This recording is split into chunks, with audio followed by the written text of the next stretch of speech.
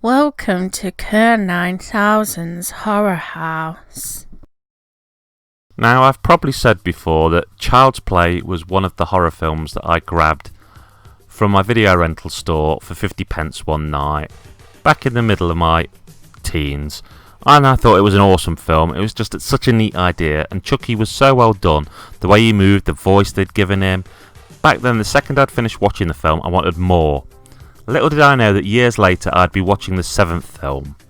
Not only have they reached the 7th film, they've actually done it without either going into space or hell, and they got to this point without recasting the main killer or rebooting it.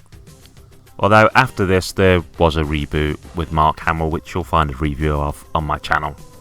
Okay, so with Cult of Chucky being the 7th film in a series, despite it not having a number in the title, do you need to have seen all of the other films for it to make sense? Well, it would certainly help if you'd seen a few of them. The original, so you would know who the character of Andy is, Bride, so you'd know who Tiffany is, and Curse of Chucky, as Nika, played by Fiona Dourif, returns from that film. And while it's also very obviously a continuation from that particular film, in general, the more you've seen, the more in-jokes and references you will understand, so the more you'll get from the experience of watching this film. Okay, so now, before I go further, I want to say that there will be some spoilers in this review, but I'll try not to go too far into all of the twists and turns or give too much away. So this film continues a short while after the end of Curse of Chucky. All of Mika's family are dead apart from her niece, and she is locked up in a psychiatric hospital as everyone believes that she is responsible for the murders. Nika has been receiving therapy, including the electroshock kind, and has been pretty much convinced that Chucky is nothing but a figment of her imagination, that she was and is mentally ill, and that her mind had dreamt him up as a coping mechanism so it could try to protect her from the knowledge that she sliced and diced everyone else who died in the last film, due to jealousy over the fact that she was stuck in a wheelchair and her sister could walk and had a partner and a child. We join Nika just before she is transferred to a medium security mental health facility.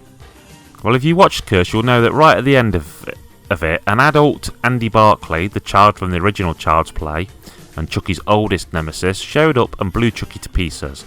So where is Andy during all of this, and where is Chucky? Well, Andy has his own place, and well, he's basically the caretaker of Chucky's head, which is still alive, swearing, threatening, laughing away. Andy watches Chucky, talks to him, and even tortures what is left of him. Why he doesn't simply burn what's left, who knows? Maybe it's partly because he feels if he killed Chucky there'd be no proof of everything that he and Nika had gone through. But still, personally, I'd have burned the living heck out of the head.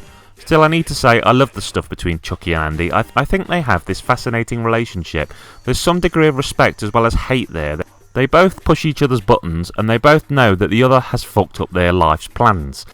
It also made me wonder if in some ways the whole experience of dealing with Chucky had warped Andy, not making him an evil, but certainly blurring the edges of his moral compass. What with the fact that he seems to enjoy torturing Chucky so much. Still, who am I to judge? Chucky has killed or been responsible for pretty much everyone who has ever cared for Andy, leaving his life in one way or another. The majority of this story is really Nika's though. We get to see her move to a medium security unit, we get to see her meet and begin to get to know her fellow inmates, and then Chucky is introduced to proceedings.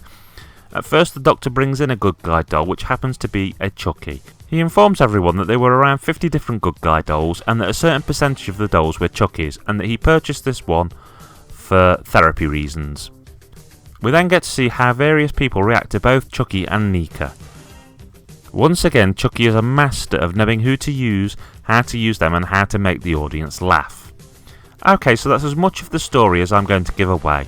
So let's get into what I thought about the film. Well, I really enjoyed it, but I did feel like the film brought new ideas to the table, but then didn't fully develop them as much as it could have done. The film was good, I'd give it a 7 out of 10, but I really felt there was so much more there which was left unsaid or unexplored. I could have had a lot more of the Andy and Chucky interactions. I would have liked to have seen a scenario which was a much more sort of cat and mouse battle of both brains and will between them, with each thinking they had the upper hand on the other. I guess the most important thing is that this film had made me want to talk to other fans about it, and it has left me wanting more. I want an 8th Child's Play. I want it soon, and I want it to link to this film. I want to see what happens next, and I want it to expand on some of the possibilities that I feel this one did not fully grab a hold of. And I recommend Cult of Chucky, but Curse is definitely a better film. Like, that's Kerr9000 signing off, saying, keep on watching those horror movies, boys and ghouls.